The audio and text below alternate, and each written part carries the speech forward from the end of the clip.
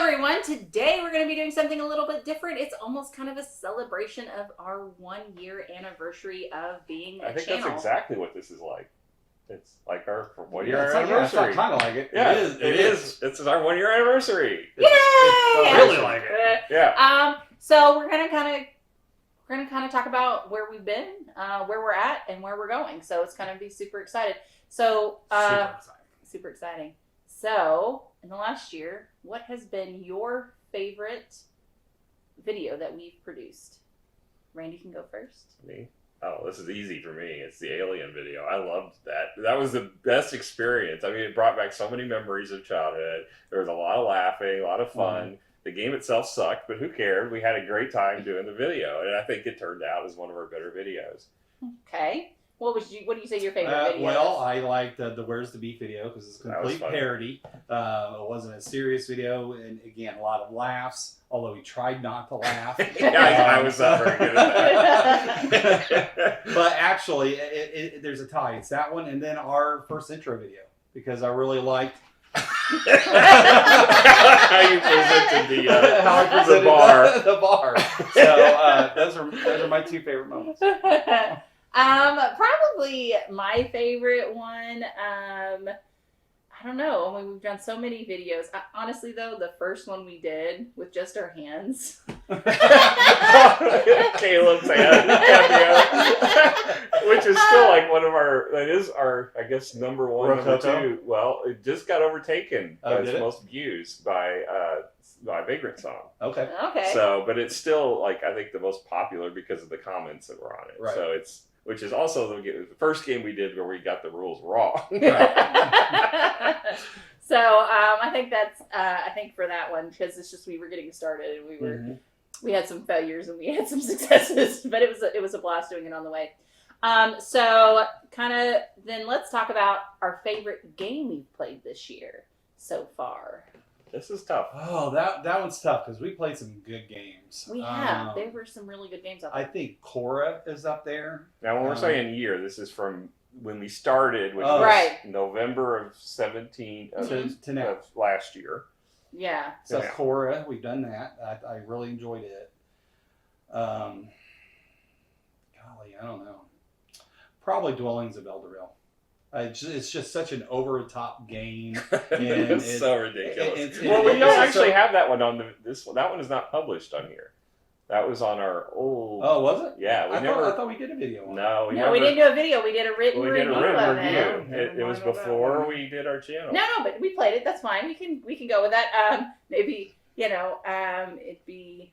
Hey, see if you guys can find it. There you go. There's an internet hunt. It's just it's a good game, but B, it's just so over the top. It's ridiculous, and I love it.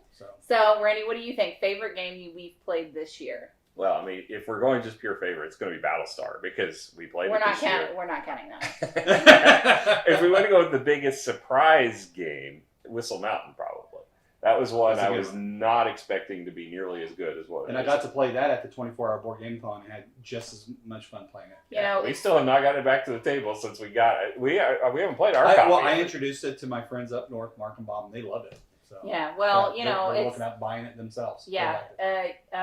For me, I will say, because we play a lot of games, but I think the most frequently played game we've played after learning is Hadara.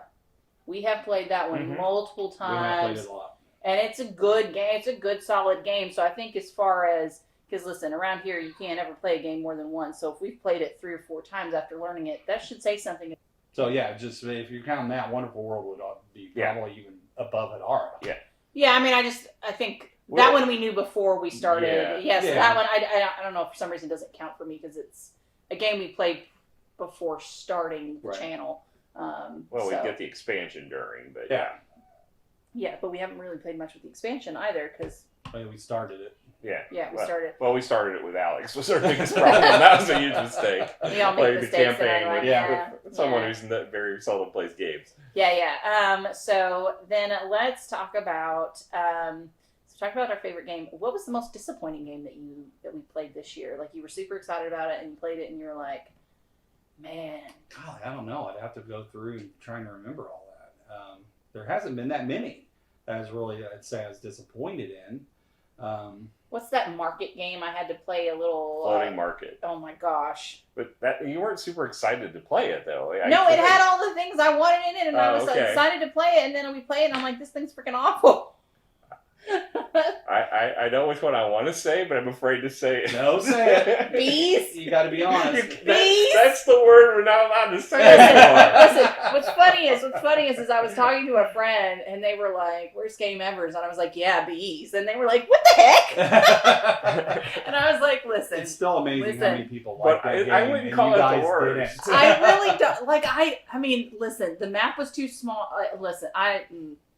Yeah, I got problems with this game. The worst one was either the Christmas one that you got, not the Christmas one, that from that Hey, set. that one was fun to Yeah, play. that was a horribly bad game. No, it was pretty. It was Yeah, pretty. it's very pretty. But Or The Shining, which was really that's bad. up there. Yeah. That might be it. That might be it. The Shining was just. But like it wasn't really a disappointment because we weren't expecting much out of it. Yeah, but at least it was bad. You were expecting a 6, you got like a 2. I expected it to be bad, and it was worse. Yeah, And so- it was worse than expected. Yes. Oh my goodness. So I know one thing that Randy kind of wanted to talk about as we kind of go through this is kind of our history for gaming, what makes us quote unquote gaming experts. We're not. I'm not an expert. We're not experts.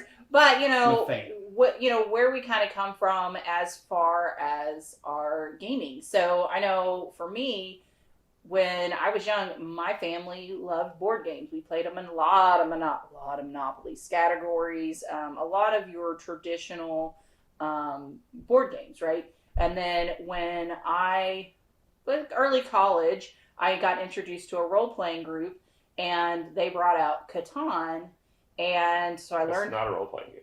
No. Well, we didn't have time for. I guess so it could be. You could pretend to be a farmer. There was something else going Could be on. We difficult, brought Randy. out. So it was just that group of people. Something fell through. Oh, the game master wasn't there, so we ended up playing the game. So we ended up playing What a Catan, jerk. and then I really liked Catan, and then they were like, hey, this new board game store is opening up.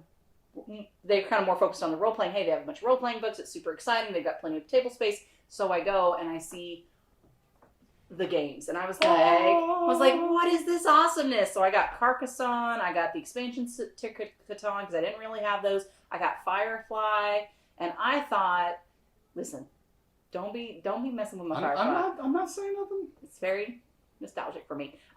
So I ended up playing those, and our family really, really liked it. And then I met Randy, and Randy was like, hey, I like board games. And I'm like, yeah, me too. Like, look at these. You And had no idea. no, I did not. So our second date was I went to his basement, and I was like, I know nothing about board games. I am sorry. I am here to learn. Because I had no idea. Like, I thought I was being, like, super cool and having, like, Catan and Firefly, because you don't typically see those in other people's That's collections. cooler than me when I first got into it. So tell us, how did you get into Well, it? my dad and I, we always played abstracts. So it was chess, it was Go, it was Othello, it was Pente. We played those a lot. And then my mom and I, dad too, but my mom enjoyed card games. So we were playing poker, euchre, cribbage was our favorite. So we played cribbage a lot. So it was either abstracts or card games. And that's all I thought. I mean, of course I knew Monopoly and Life, but I didn't like those games. So I didn't play them very much, only if I had to.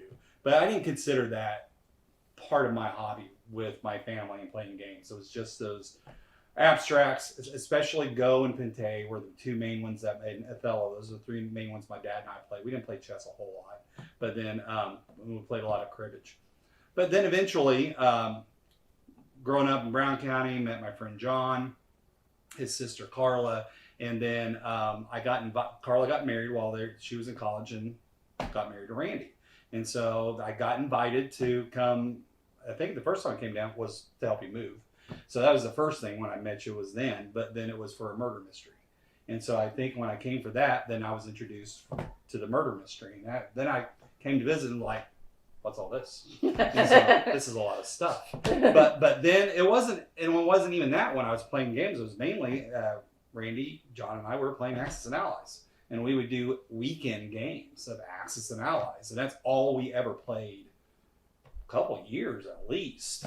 And so, but then eventually Randy talked me into playing other stuff, and I fell in love with it. And no, I don't have the collection he does, but I've got I'm pretty proud of the collection I got, and I am really happy with the games that I like and what I've gotten into, and it's just become one of the best hobbies ever.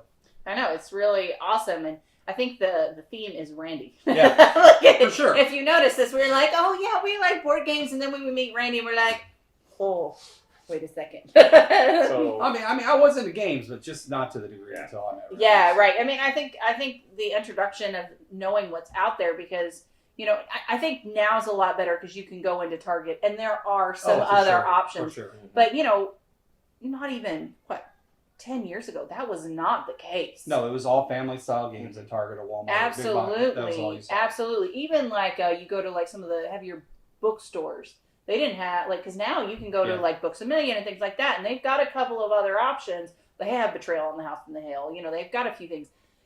That was not the case. Mm-hmm. No, it was not. So it's really exciting to see that change in the industry. So our Jedi Master, Randy. So how did you? So now we're going to set the Sherman set the Wayback Machine for the 1970s. So back in the 70s, first of all, I have two older brothers, and then I have a sister that came along way later. But really, the gaming started when it was just the three of us. It's about two brothers and me. And my family didn't have a whole lot of money. We did well and we were okay, but we were never poor, but we were never rich. So Christmas time comes around. My parents always wanted to make sure we had plenty under the tree. So they would go and buy everything off of the clearance racks.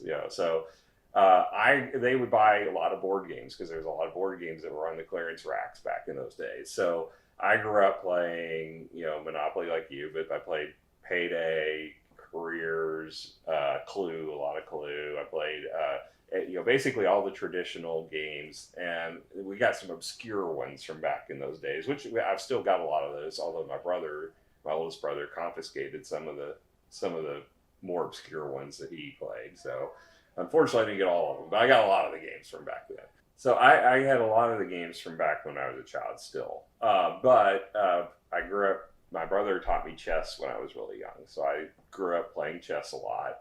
One of my fondest memories was at Christmas time. My brother and I stayed up all night playing 10,000 Uno, where we just played Uno till we got to 10,000 points. Wow! Because we wanted to wait up for Christmas to come. So we were hiding underneath the blankets because my parents wanted us to go to sleep with flashlights playing Uno. So, I just, always gaming was part of my life, but it was for a long time just the traditional games. And then I discovered, like one Christmas, I got a copy of Axis and Allies and a copy of Conquest of the Empire from the Games Master series. And I'm like, oh, there's all kinds of bits in here. I have no idea what this is, but I taught myself the games, and these are awesome. So my friends Kevin and Chris and I got together every Saturday.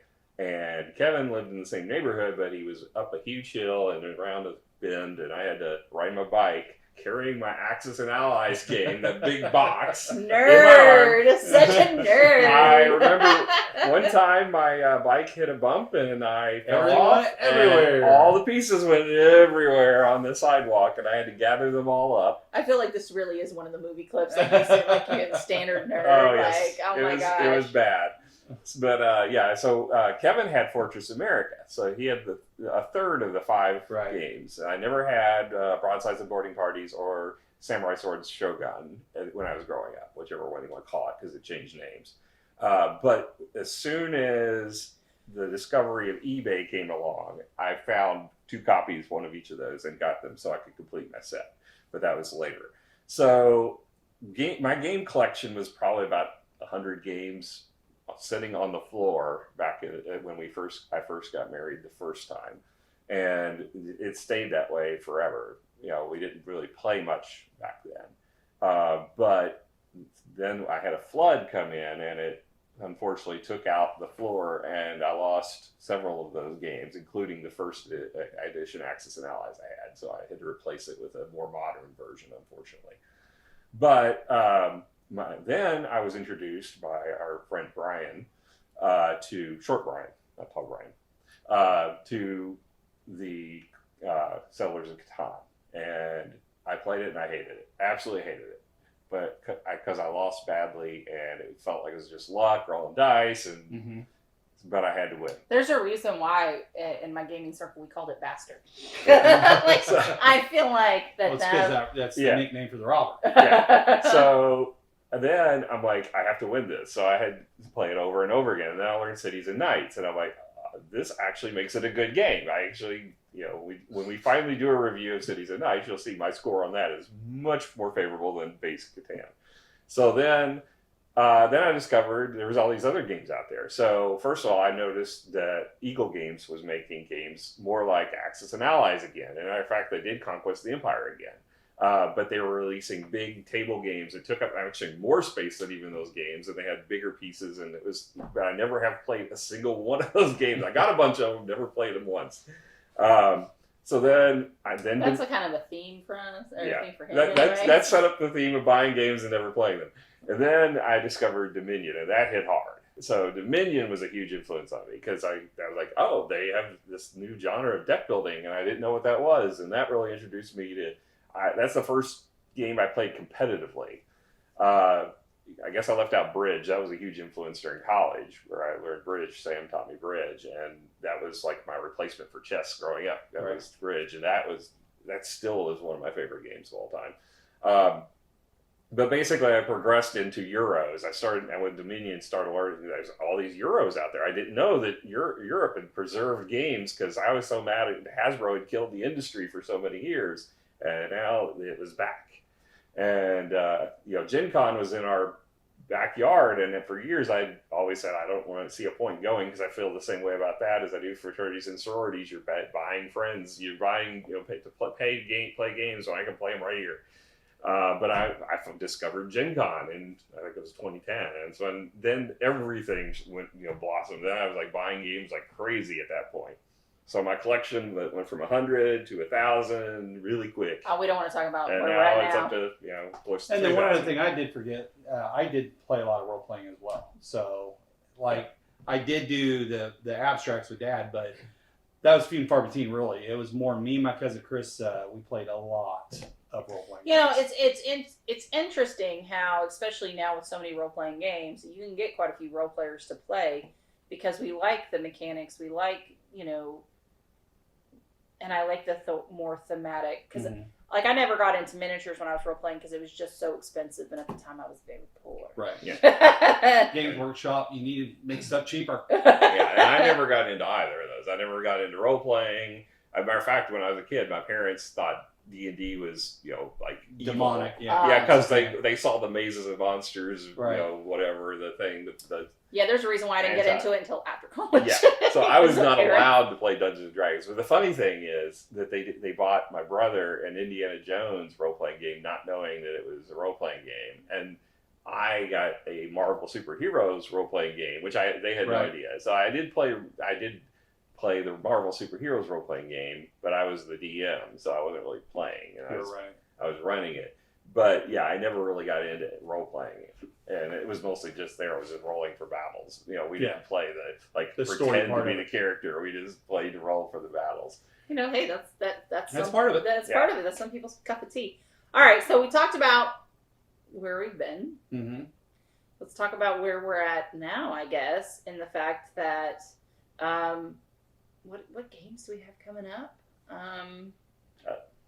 Honestly, this is a hard one for me. So the way the supply chain is right now, it's hard to say what games are coming and when. I have no idea when things are coming. So I got a ton of games in the pipeline. I can't even tell you what they are because there's so many of them. I've lost track. I really need to inventory them better. I am super excited because right now on GameFound, Crossroad Ends. So Crossroad End is a PC game that I guess they made a board game about running your own tavern, and I love the. So I got you a single. I need to do that. And you never even looked at it. That's not true. I've looked at it twice. It's been sitting there for 3 months. I gave it to you. No, that's not true. It is. I carried it around for it's like not 3 even months. moved since the last time I've been here. That may be true. No. So I liked the Crossroads End computer game because there was a lot of role playing in it. Like it had a really good story. I was like, man, this is a really good story for a video game. So I'm actually really excited. I did back that. That's the game. I don't have nearly as many Kickstarters as you guys do. There's so many that I'm really looking forward to, but probably by far Merchants of the Dark Road. I'm really looking forward to that. I'm really looking forward to finally getting my copy of Nemesis and with the new expansion. So I'm excited for that. Excited for Great Wall, also from Awakened Realms, and probably Adventures in Neverland. Those I'm really looking forward to. What you got?